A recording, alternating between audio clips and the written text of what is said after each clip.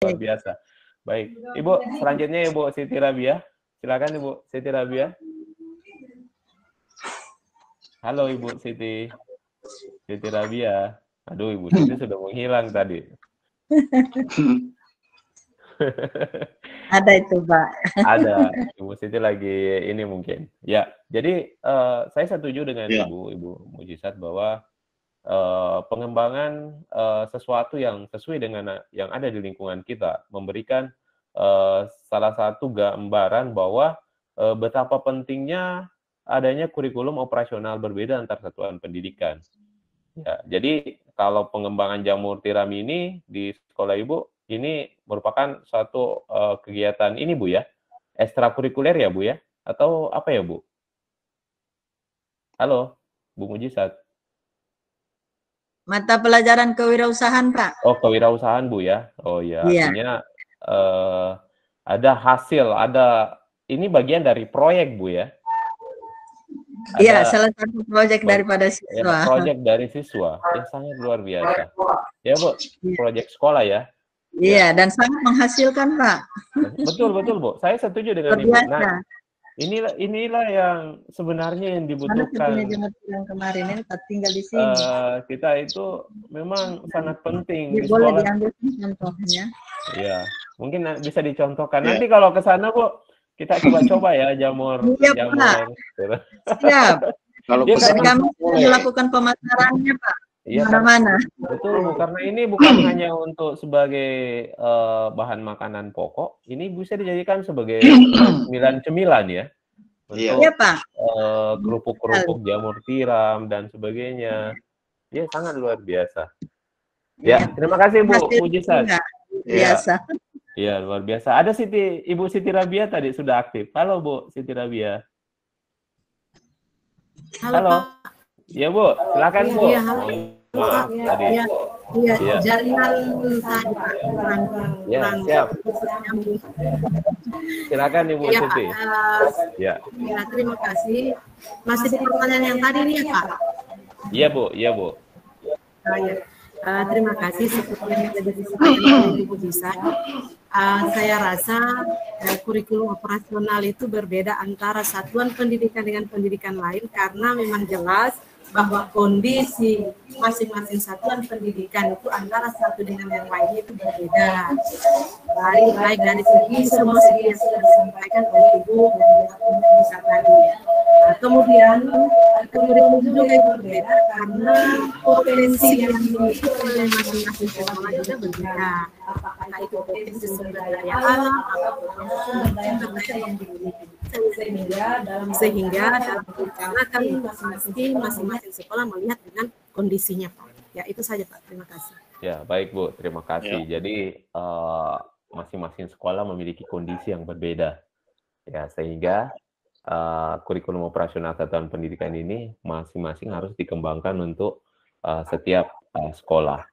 Ya, baik Bapak Ibu sekalian, luar biasa ya, banyak hal-hal yang kita ketahui bersama yang bisa kita jadikan sebagai satu referensi untuk setiap aktivitas kita di sekolah-sekolah.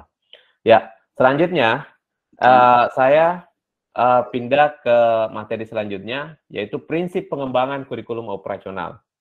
Jadi kita bisa melihat dari penyusunan satu kurikulum operasional ini, tentunya ada prinsip-prinsip yang harus kita menjadikan patokan, yang harus kita jadikan sebagai satu dasar di dalam pengembangan kurikulum operasional. Yang pertama adalah bagaimana kurikulum operasional yang kita susun itu berpusat pada peserta didik. Nah, yang kedua, kontekstual. Yang ketiga, esensial. Yang keempat, akuntabel. Yang kelima, melibatkan berbagai pemangku kepentingan. Apa yang kita jelaskan dari awal pertemuan tadi, Bapak Ibu sekalian, ini sudah terwakilkan dari tentunya ada tadi bagaimana melibatkan peserta didik, bagaimana apa yang kita susun itu sesuai dengan kontekstual, artinya bagaimana apa yang menjadi tujuan dan bagaimana situasional di dalam lingkungan itu kita sesuaikan di dalam pengembangan kurikulum operasional setiap sekolah tersebut. Nah, jadi harus akuntabel, harus melibatkan berbagai pemangku kepentingan. Ide-ide tadi yang sudah dijelaskan, ada tadi bahwa bagaimana melibatkan komite, orang tua, guru, dan siswa, itu semuanya harus dilibatkan di dalam kegiatan tersebut. Yang terutama pemerintah selaku acuan kita, apa yang diterapkan itu yang akan menjadi acuan kita di dalam pelaksanaan kegiatan-kegiatan yang kita susun bersama. Ya, mungkin itu ya sebagai prinsip dari pengembangan kurikulum operasional Bapak Ibu sekalian.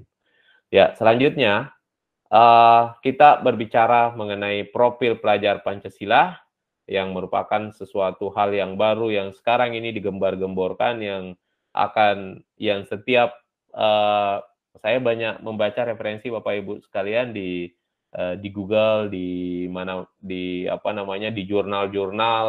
Ini yang banyak muncul itu adalah profil pelajar Pancasila yang dikaitkan dengan kurikulum merdeka. Ya, merupakan profil pelajar Pancasila merupakan acuan dalam penyusunan visi dan misi dan tujuan di satuan pendidikan. Ya. Baik, selanjutnya profil pelajar Pancasila ini di mana pelajar Indonesia merupakan pelajar sepanjang hayat. Ya, jadi maksud dari keinginan dari profil pelajar Pancasila ini di mana pelajar Indonesia merupakan pelajar sepanjang hayat yang kompeten, berkarakter, dan berperilaku sesuai nilai-nilai Pancasila. Yang kedua, tidak hanya fokus pada kemampuan kognitif, tetapi juga sikap dan perilaku sesuai jati diri sebagai bangsa Indonesia sekaligus warga dunia. Ya, jadi fokusnya bukan hanya di kemampuan kognitifnya saja, tetapi ada sikap dan perilaku yang sesuai jati diri sebagai bangsa Indonesia sekaligus warga dunia.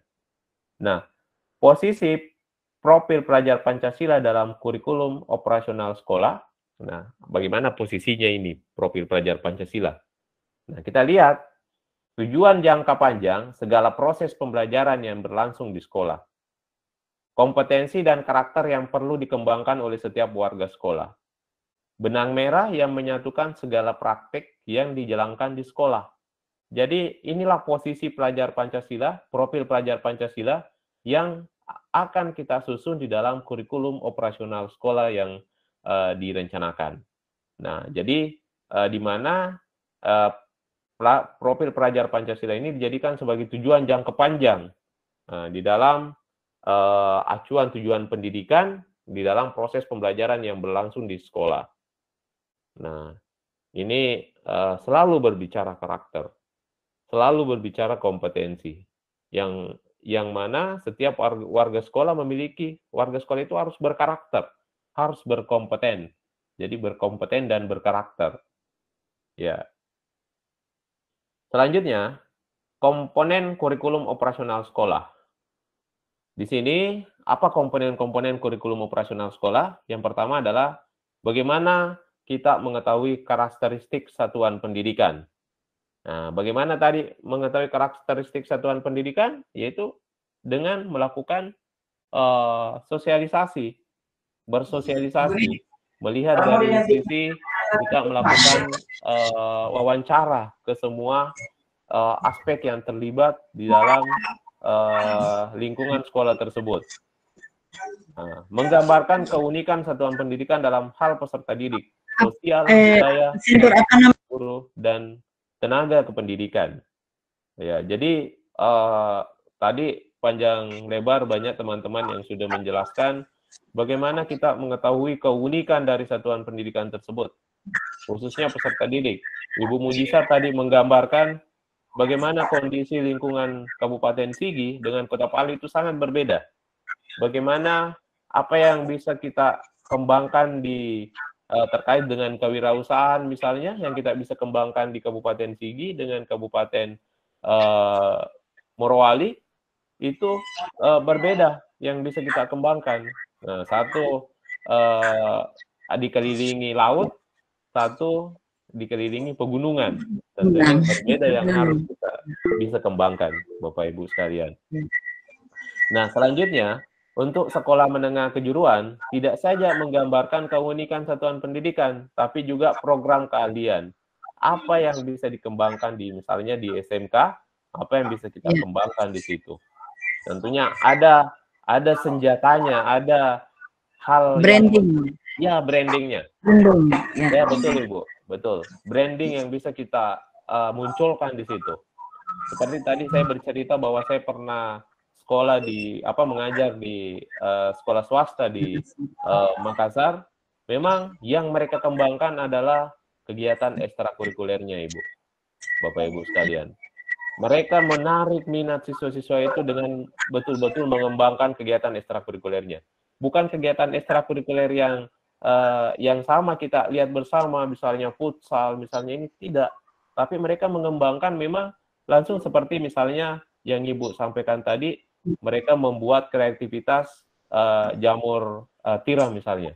Ya. Nah, jadi banyak anak-anak terlibat di dalam situ, misalnya kewirausahaannya, misalnya keagamaannya. Jadi itu yang di luar pembelajaran mereka. Itu yang menjadi potensi-potensi di setiap sekolah yang mereka munculkan. Nah, yang kedua, visi, misi, dan tujuan satuan pendidikan. Visi di sini menjelaskan bagaimana melalui visi ini digambarkan peserta didik menjadi subjek di dalam tujuan jangka panjang satuan pendidikan dan nilai-nilai yang dituju, yang menggambarkan nilai-nilai yang mendasari penyelenggaraan pembelajaran agar peserta didik dapat mencapai profil pelajar Pancasila yang selalu kita jelaskan tadi. Nah, misinya menjawab bagaimana satuan pendidikan mencapai visi, yaitu dengan memegang nilai-nilai penting di dalam menjalankan misi. Dari visi dan misi ini tentunya ada tujuan akhir yang akan kita capai. Pada akhirnya berdampak pada peserta didik yang menggambarkan tahapan-tahapan penting di dalam keselarasan dengan misi yang berisi strategi satuan pendidikan untuk mencapai tujuan pendidikannya. Ya, menargetkan kompetensi atau karakteristik sekolah yang menjadi kekhasan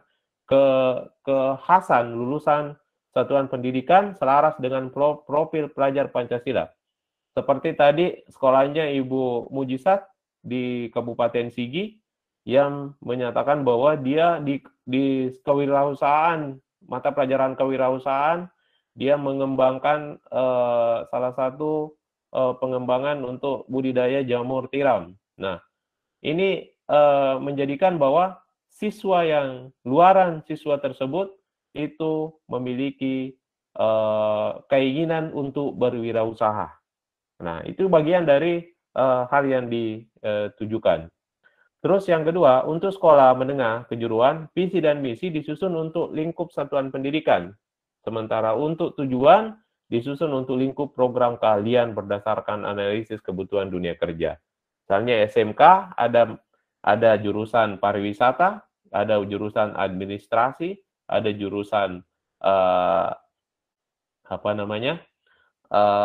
komputer. Nah, itu bagian-bagian dari keahlian mereka. Jadi mereka luarannya itu menjadi tujuan yang disusun untuk lingkup program keahliannya. Nah, selanjutnya, Bapak Ibu sekalian, di sini saya menampilkan kerangka dasar kurikulum Merdeka. Bisa Bapak simak dengan baik. Yang pertama, di sini kerangka dasar kurikulum ditetapkan oleh pemerintah pusat dengan mengacu pada tujuan pendidikan nasional dan SNP. Ya, ini salah satu kerangka dasar kurikulum Merdeka yang tetap. Ya. Nah, tujuan pendidikan nasional, apa tujuan pendidikan nasional yang dikaitkan dengan profil pelajar Pancasila. Selanjutnya menjadi standar kompetensi lulusan untuk PAUD STPPA. Apa yang menjadi standar kompetensi lulusan? Bagaimana dengan standar isi? Bagaimana dengan standar proses? Bagaimana dengan standar penilaiannya? Bagaimana dengan standar lainnya? Ya. Di mana di dalam proses standar isi dan standar proses, standar penilaian dan standar lainnya menjadi acuan di dalam standar kompetensi lulusan, ada kaitan terkait dengan struktur kurikulum. Bagaimana capaian pembelajarannya, bagaimana prinsip pembelajaran dan asesmen yang dilakukan. Di dalam fleksibel dinamis, ya, satuan pendidikan mengembangkan kurikulum operasional berdasarkan kerangka dan struktur kurikulum sesuai karakteristik satuan pendidikan.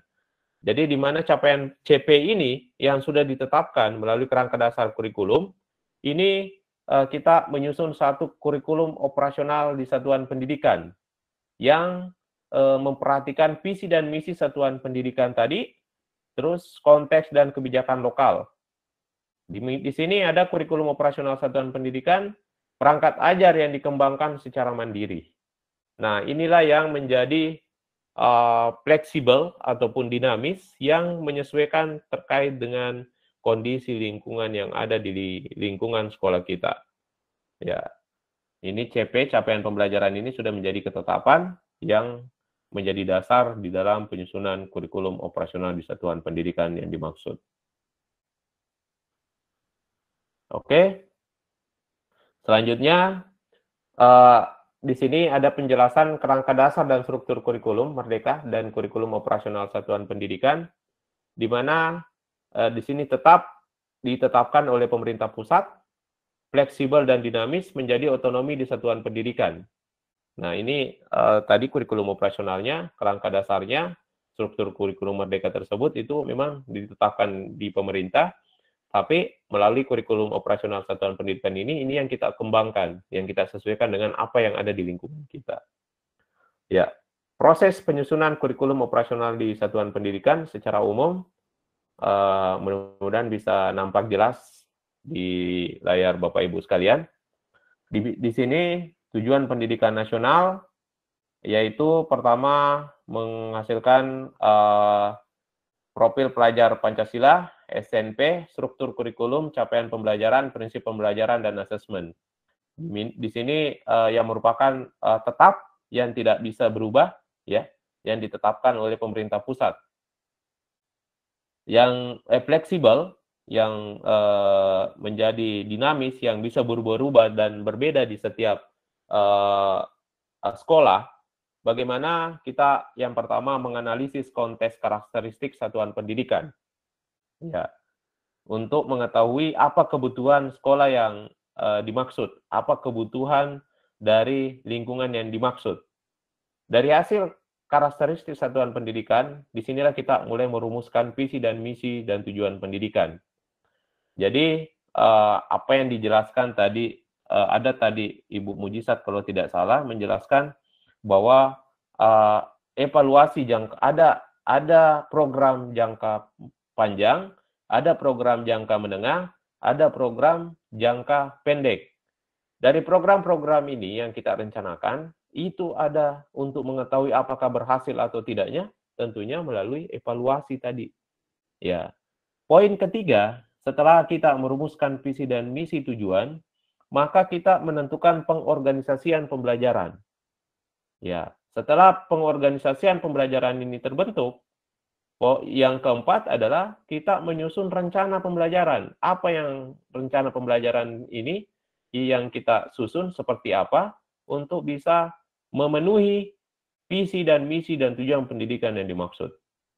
Setelah rencana pembelajaran ini sudah tersusun, maka kita merancang pendampingan, evaluasi, dan pengembangan profesional.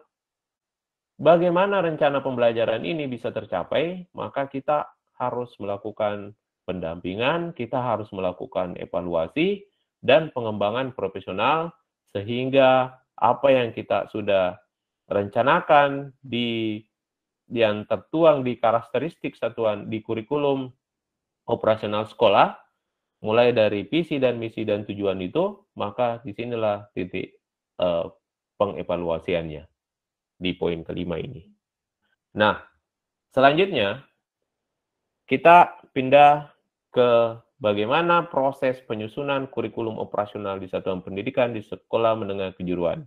Ada SMK di sini Bapak Ibu sekalian? Ada SMK? Tidak ada ya? Ya, tidak ada, baik. Pak. Oke, kita pindah saja Bapak Ibu ya. Kita konsentrasi ke SMA saja, kita tinggalkan SMK. Nah, Selanjutnya, kita masuk ke proses berpikir untuk menganalisis karakteristik satuan pendidikan dan merumuskan visi dan misi dan tujuan satuan pendidikan secara umum. Ya, jadi kita kembangkan lewat proses reversibel, bolak-balik antara analisis karakteristik lingkungan belajar satuan pendidikan, visi misi satuan pendidikan, serta tujuan dan strateginya. Selanjutnya direncanakan dengan mengumpulkan berbagai data untuk informasi yang komprehensif. Ya, jadi data-data tadi yang dikumpulkan itu kita betul-betul mengambil data secara komprehensif sehingga memberikan gambaran yang betul terkait dengan kondisi lingkungan yang ada. Digunakan berbagai cara yang sesuai dengan kebutuhan berproses selama hasilnya selaras antar komponen. Jadi jangan kita mengambil suatu kesimpulan bahwa lingkungan kita seperti ini, tapi kita banyak hal-hal yang menjadi pertimbangan. Apakah sesuai, apakah cocok kita masukkan di dalam visi, perumusan visi dan misi yang dimaksud. Ya. Proses berpikir untuk menganalisis karakteristik satuan pendidikan, merumuskan visi dan misi, tujuan satuan pendidikan untuk sekolah menengah kejuruan. Kita tinggalkan ini. Khusus untuk sekolah menengah kejuruan, kita tinggalkan. Prinsip analisis karakteristik satuan pendidikan. Bagaimana kita menganalisis, ya, bagaimana prinsipnya analisis karakteristik satuan pendidikan ini. Yang pertama, melibatkan perwakilan warga satuan pendidikan. Betul, ya, kita sudah melakukannya dengan baik. Penjelasan, apalagi tadi penjelasan dari ibu bapak kepala sekolah bahwa di dalam penyusunan ini sudah melibatkan semuanya. Menggunakan data yang diperoleh dari situasi nyata kondisi satuan pendidikan. Nah, inilah yang tadi Bapak Ibu jelaskan, bagaimana melihat dari setiap sisi, ya, bagaimana melihat dari setiap sisi situasi yang terjadi di satuan pendidikan itu. Mengalokasikan waktu yang cukup untuk pengumpulan, pengorganisasian, analisis, dan dokumentasi data. Nah, hal yang menurut saya yang sangat penting Bapak Ibu sekalian, kita harus ada data-data yang kita perbaiki bersama, mulai dari data dari mungkin kepala sekolah sebelumnya, mungkin satuan pendidikan lainnya yang ada di lingkungan sekolah kita harus memiliki data-data dari situ, sehingga itu yang menjadi data referensi, yang menjadi referensi utama di dalam penyusunan itu. Bukan hanya melihat dari sisi lingkungan yang ada, tapi kita harus melihat apa-apa yang sudah terjadi sebelumnya. Nah, itu bagian dari data-data yang dibutuhkan. Data dokumentasi kah, data arsip kah, data bagaimana pengorganisasian dari suatu lingkungan itu, lingkungan satuan pendidikan itu yang sebelum-sebelumnya, itu bisa menjadi referensi buat kita. Seperti tadi Bu Siti Rabia, ada sekolah lama, ada sekolah baru. Jadi data dari sekolah lama ini bisa kita menjadikan acuan untuk bisa mengembangkan sekolah baru ini. Ya, memilih informasi yang relevan dan menyimpulkan untuk mengembangkan strategi dan solusi. Jadi di dalam pengambilan keputusan yang pemangku keputusan tadi ini, itu tidak boleh melihat satu sisi saja informasi yang didapatkan, tapi harus berbagai macam informasi. Kalau misalnya dari informasi pertama menyatakan bahwa sekolah ini butuh internet yang kapasitas besar, informasi lainnya tidak usah berkapasitas besar. Yang penting internet di sini lancar. Nah, jadi ada beberapa sisi, apakah perlu ditambah mungkin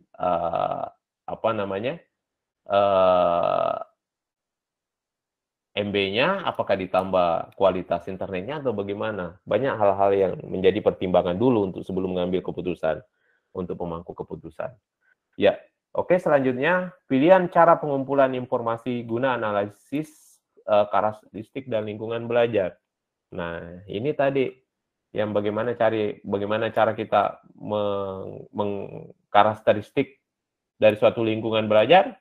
Ya, yang pertama adalah kuesioner, wawancara, diskusi kelompok PGD, FGD, observasi, rapor pendidikan.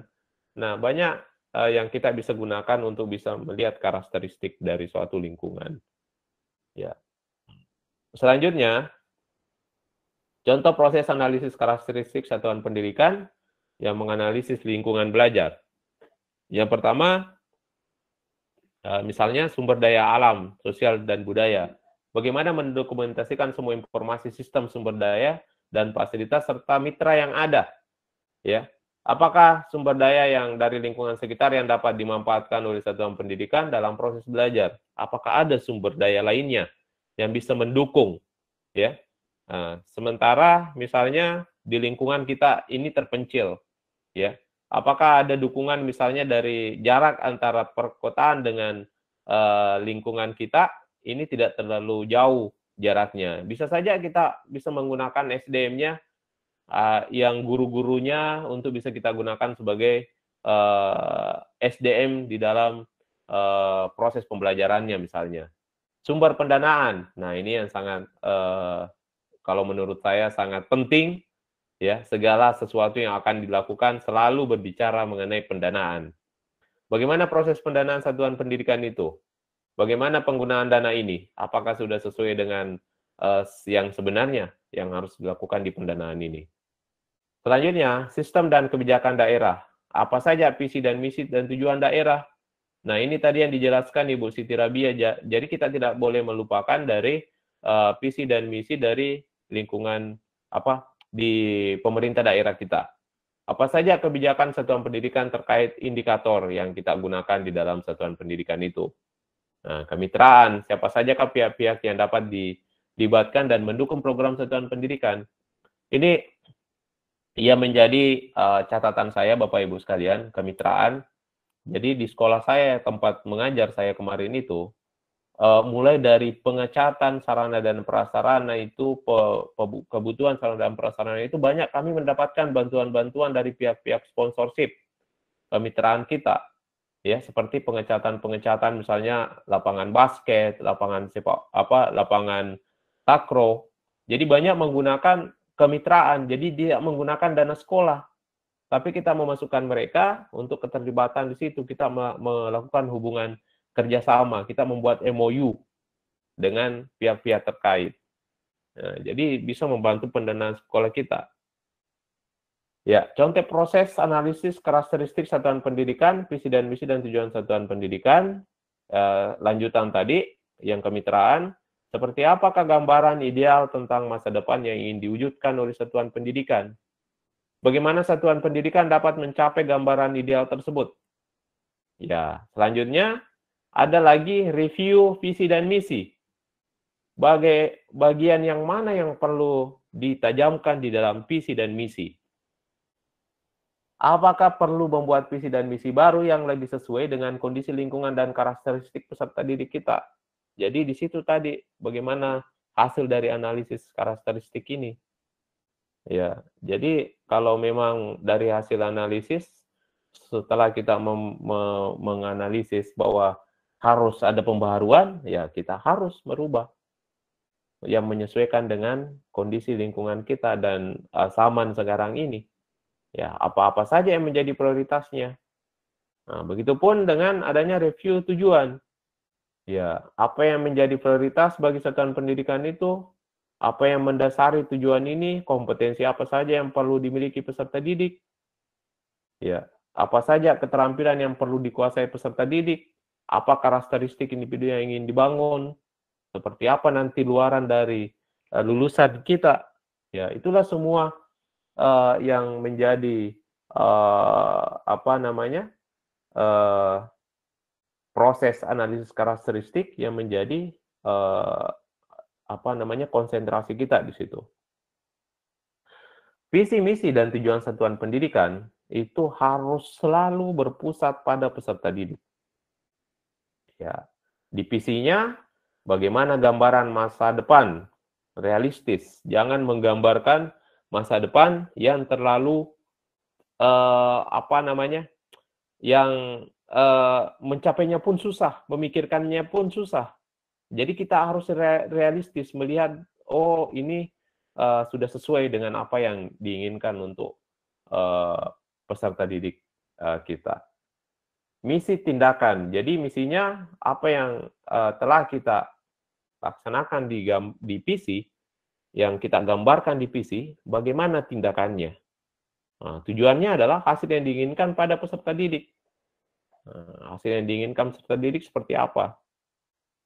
Nah, ini salah satu contoh, Bapak Ibu sekalian, bagaimana membuat PC. Ya, di sini tipsnya, sesuaikan pertanyaan untuk peserta didik dengan tahapan perkembangan belajarnya. Tenaga pendidikan terkadang tidak melihat dirinya sebagai pendidik. Ya, berikan pengantar bahwa bekerja di satuan pendidikan adalah pendidik, apapun perannya. Ini salah satu, ini ada 3 tips untuk menyusun visi. Untuk wakil orang tua, perlu cermat memilih perwakilan agar perwakilan representatif, orang tua baru dan lama, orang tua yang kritis terhadap tujuan pendidikan untuk peserta didik, dan paham alasannya memilih satuan pendidikan tersebut. Yang pertama yang kita lakukan adalah melakukan wawancara atau survei terhadap peserta didik, staf, guru, dan orang tua untuk mendapatkan informasi sebagai bahan diskusi. Yang kedua, dari jawaban mereka, buatlah keterkaitan atau benang merah. Jadi dari beberapa jawaban yang ada, kita menarik benang merah untuk menuju tujuan yang diinginkan. Letakkan jawaban-jawaban ketiga kelompok tersebut sehingga semuanya terlihat. Telisik persamaan dan perbedaannya. Di mana mengumpulkan sebanyak mungkin persamaannya, kumpulkan persamaan ini mempresentasikan harapan bersama warga satuan pendidikan, bahas perbedaan yang ditemukan, apa saja kemungkinan yang membuat perbedaan tersebut, apa kaitannya dengan persamaan yang ditemukan. Yang kedua, mengubah kesimpulan yang didapat menjadi kalimat visi. Jadi, kalimat visi ini jangan juga terlalu panjang, dan yang diinginkan adalah bagaimana kalimat visi ini mudah dipahami dan mudah dimengerti dan mencakup apa yang diinginkan dari hasil wawancara tersebut tadi. Ya, selanjutnya mengubah kesimpulan yang didapat menjadi kalimat visi, menentukan komponen utama visi yang diturunkan menjadi indikator-indikator pencapaian visi. Nah, ini ada beberapa pertanyaan, baik untuk peserta didik, staf, orang ataupun orang tua. Kita contohkan, peserta didik, apa kebutuhan yang ingin dipenuhi di satuan pendidikan?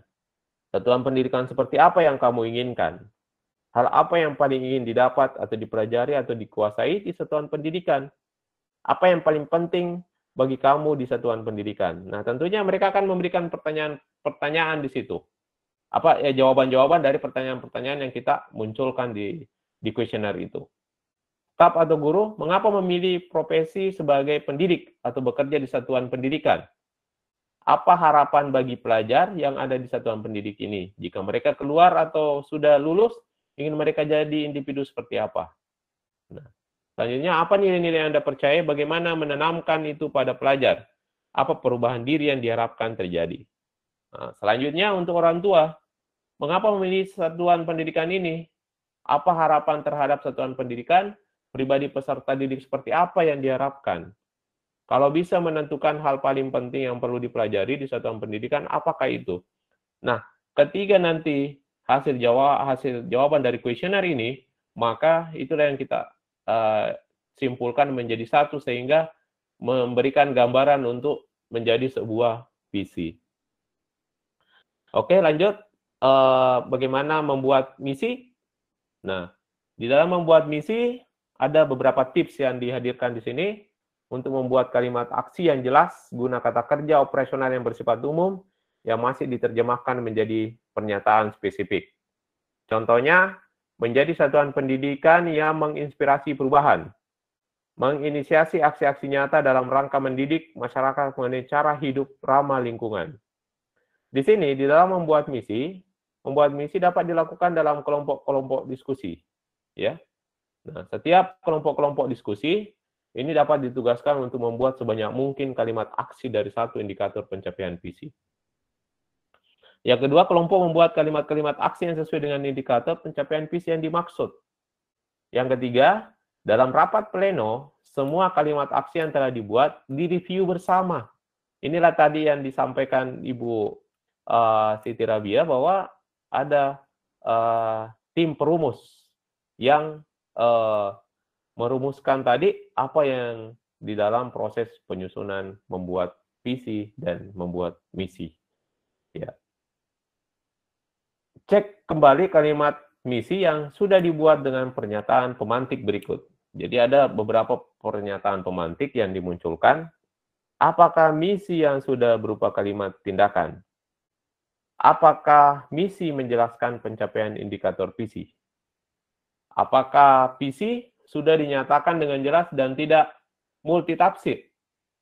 Apakah misi menunjukkan keberpihakan pada peserta didik? Nah, itulah yang menjadi contoh untuk membuat misi. Nah, selanjutnya membuat tujuan satuan pendidikan atau program keahlian. Ya. Jadi tujuan dibuat untuk menerjemahkan kalimat tindakan dalam misi menjadi aksi-aksi spesifik dan terukur. Aksi-aksi inilah yang selanjutnya akan digunakan manajemen satuan pendidikan untuk menyusun program kerja yang akan direfleksikan dan dievaluasi dalam kurun waktu tertentu.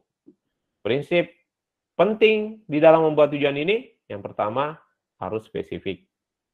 Ya, tujuan haruslah sederhana dan spesifik. Yang kedua, measurable, ya. Tujuan harus dapat diukur dan dapat memotivasi agar tercapai dibutuhkan kriteria pencapaian yang jelas. Achievable, ya. Tujuan harus dapat dicapai dan dilaksanakan oleh seluruh warga satuan pendidikan. Relevan. Tujuan harus relevan dengan misi, masuk akal dan menempatkan pelajar sehingga mampu memperkuat kompetensinya. Time bound, ya. Tujuan harus memiliki alokasi waktu yang lebih fleksibel dengan lini masa yang disesuaikan dengan kebutuhan. Selain prinsip ini, hal yang penting lainnya adalah evaluatif, ya. Tujuan perlu dievaluasi untuk memastikan pencapaian secara berkala, di mana menyediakan waktu untuk mendiskusikan bersama warga satuan pendidikan. Review it, ya. Tujuan juga perlu ditinjau secara berkelanjutan, ya. Harus ditinjau, harus direfleksikan bersama, dan didiskusikan modifikasi yang perlu dilakukan. Disitulah nanti didiskusikan apakah dari hasil evaluasi ini didiskusikan bersama, apakah sudah sesuai atau tidak, apakah perlu dirubah atau tidak. Nah, selanjutnya, membuat tujuan satuan pendidikan atau program keahlian. Jadi ini tadi sebagai satu gambaran, saya lompati. Tips merumuskan tujuan yang berpusat pada peserta didik. Ini penting menurut saya, Bapak Ibu sekalian, di mana ada beberapa tips yang harus dilakukan untuk merumuskan tujuan. Yang pertama, fokus untuk memahami dan membantu peserta didik mengenal diri dan cara belajar mereka. Yang kedua, memungkinkan peserta didik melihat kemajuan mereka, merefleksikan cara dan kekuatan belajar mereka, dan menetapkan tujuan individu. Yang kedua, berefleksi dan meninjau kembali berdasarkan profil pelajar Pancasila. Peserta didik akan berubah dan bertumbuh sepanjang tahun. Memberikan ruang bagi peserta didik untuk merekam refleksi diri secara teratur. Nah, inilah tips yang bisa digunakan untuk bisa merumuskan satu tujuan. Prinsip dalam merumuskan tujuan yang berpusat pada peserta didik, yaitu bagaimana menambahkan kompetensi peserta didik sesuai dengan karakteristik satuan pendidikan. Ya, dengan catatan tidak bertentangan dengan profil pelajar Pancasila. Mengevaluasi secara kritis lingkungan belajar di satuan pendidikan tersebut. Kembali berfokus pada tujuan satuan pendidikan atau program keahlian atau SMK secara kreatif. Menjadi profil pelajar Pancasila sebagai prinsip utama tiap program pembelajaran untuk membantu peserta didik berkembang sesuai dengan keragaman potensi. Ya, jadi selalu memang berpatokan pada profil pelajar Pancasila ya sebagai alat refleksi, melakukan refleksi berkala untuk mengetahui keberhasilan dalam pembelajar gunaan memenuhi profil pelajar Pancasila yang dideskripsikan. Nah, coba Bapak Ibu perhatikan bagaimana menyelaraskan visi dan misi dan tujuan pendidikan satuan pendidikan, di mana kita melihat di sini ada tipsnya. Saat melakukan analisis lingkungan belajar, pastikan visi dan misi dan tujuan tidak bertentangan dengan kerangka kurikulum yang ditetapkan oleh pusat. Ya. Tujuan pendidikan nasional, pelajar Pancasila, struktur kurikulum, prinsip pembelajaran dan asesmen, serta capaian pembelajaran. Di sini Bapak Ibu sekalian melihat profil pelajar Pancasila, ya. Seperti visinya, apakah visi menggambarkan harapan seluruh warga satuan pendidikan itu? Apakah visi menyatakan tujuan besar yang ingin dicapai satuan pendidikan itu? Apakah visi sudah berpusat pada peserta didik? Bagaimana dengan misinya? Apakah misi jelas menyatakan hal-hal yang perlu dilakukan atau mencapai visi? Aksi-aksi yang dilakukan ini sesuai dengan visi yang sudah tersusun. Apakah semua warga satuan pendidikan memahami hal-hal yang menjadi prioritas untuk mencapai visi? Nah, tujuan. Apakah tujuan sudah secara jelas menyatakan hasil aksi yang perlu dilakukan untuk mencapai misi? Apakah cara atau strategi untuk mencapai misi realistis untuk dijalankan? Strategi pengorganisasian pembelajaran, bagaimana satuan pendidikan mengorganisasi pembelajaran untuk mencapai tujuan? Ya, jadi di sini kita mencari strategi-strategi, ya. Apa saja faktor yang mendukung strategi tersebut? Bagaimana mengoptimalkannya untuk bisa menghasilkan satu tujuan yang diinginkan. Ya, contoh kurikulum operasional perjenjang pendidikan ada pada folder bahan bacaan LMS. Tentunya Bapak Ibu sekalian sudah membaca banyak terkait dengan LMS yang Bapak sudah miliki bersama. Ya, ini kita lihat, ini kita pindah saja, kita cari yang SMA.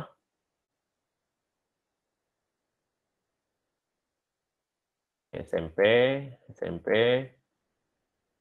kita cari yang SMA seperti apa.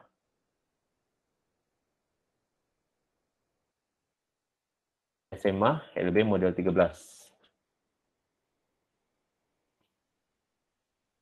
Ini Bapak Ibu sekalian, nampak jelas di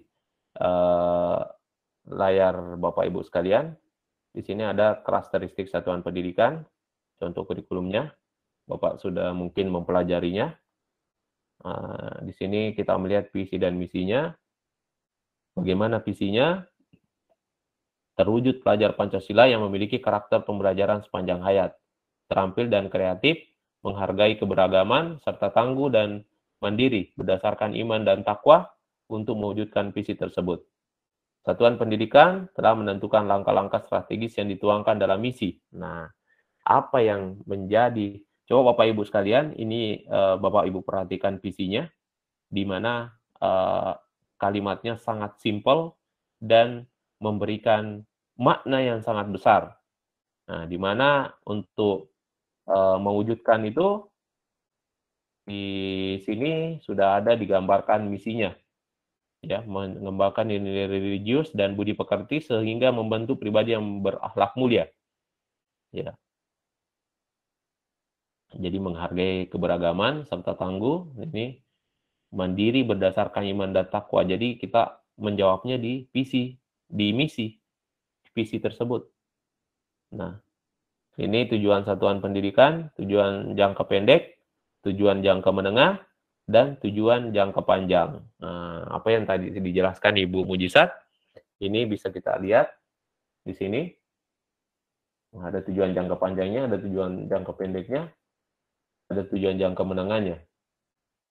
Nah, ini contoh kurikulum untuk SMK Negeri 1 Tasikmalaya. Jadi, Bapak Ibu sekalian, ini untuk SMK. Contohnya, kita tinggalkan saja untuk SMK. Ini SMK. Nah, selanjutnya kita masuk ke ruang kolaborasi. Ya, di ruang kolaborasi ini Di ruang kolaborasi ini, Bapak Ibu, kita sudah membuat kelompok. Bapak Ibu sekalian masih ingat ya kelompoknya? Halo Bapak Ibu. Ya, masih. Ya, Pak. Jadi kita punya waktu untuk berdiskusi di kelompok Bapak Ibu sekalian, di mana di diskusi nantinya Ibu Bapak sekalian menyelesaikan ya tugas-tugas yang sudah diberikan dan lembar kerjanya itu sudah ada di LMS.